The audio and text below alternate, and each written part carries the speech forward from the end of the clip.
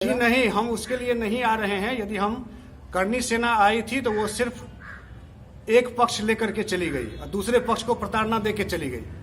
हम वो नहीं करने जा रहे हैं, हम दोनों पक्ष के मिलने जा रहे हैं और हम दोनों पक्ष को ये कहने जा रहे हैं कि आपके साथ न्याय के लिए खड़े हैं, अन्याय के लिए नहीं।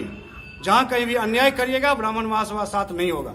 दोषी का साथ देने के लिए ब्राह्मण महासभा मोहम्मदपुर और गाजीपुर जा रहे हैं। उस क्रम में यहाँ बैठे हैं कि हम लोगों को वास्तव में यहाँ की जो स्थिति है वो हमको जानना था। तो स्थानीय लोगों से हम लोग एक बैठक करके जाने हैं कि आखिर वास्तविकता क्या थी, कौन सी ऐसी परिस्थिति हो गई जिसके कारण से इतना नृशंस हत्या लोगों को करना पड़ा।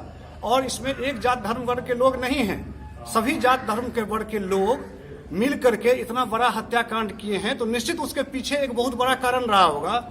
सरकार और प्रशासन को उसकी भी जांच करनी चाहिए। यह सरकारी और प्रशासनिक विफलता भी है और इसमें जो भी जातीय रंग दे रहे हैं तो हम उनका प्रतिवाद करते हैं। बिल्कुल नहीं होना चाहिए और ब्राह्मण तो कभी जातवादी करता ही नहीं है। सर्वे भवंत सुखना के लिए जाना जाता है और उसका प्रत्यक्ष प्रमाण इस घटनाक्रम में भी है कि हमारे प्रखंड अध्यक्ष भवनाथ बाबू और हमारे जिला अध्यक्ष बैद्यनाथ बाबू लगातार जिस दिन से घटना हुआ है उस दिन से लेके 6 तारीख तक लगातार पीड़ित परिवार के घर पे हैं, डेली जाते हैं और उनके साथ उनको बोल रहे हैं कि हम आपके साथ हैं। इससे बड़ा न्याय क्या होगा, इससे बड़ी संवेदना क्या होगी ब्राह्मण महासभा का। लेकिन हम लोग हत्यारा का कोई जाति नहीं होता, लेकिन उसमें बहुत सारे निर्दोष लोग हैं जिनका नाम बायस होकर के झूठ फूस का दिया गया है, जो असत्य है, अन्याय है।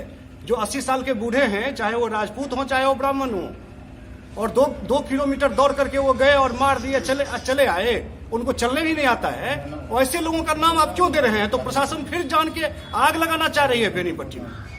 हम उसके लिए आए हैं कि नहीं, हम लोग प्रशासन को सहयोग करने के लिए तैयार हैं, लेकिन दूध का दूध पानी का पानी कीजिए और सत्य बोलने का हिम्मत होना चाहिए।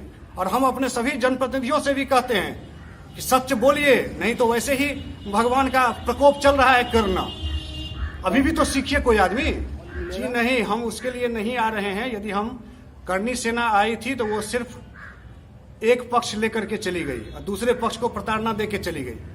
हम वो नहीं करने जा रहे हैं, हम दोनों पक्ष के मिलने जा रहे हैं और हम दोनों पक्ष को ये कहने जा रहे हैं कि आपके साथ न्याय के लिए खड़े हैं, अन्याय के लिए नहीं।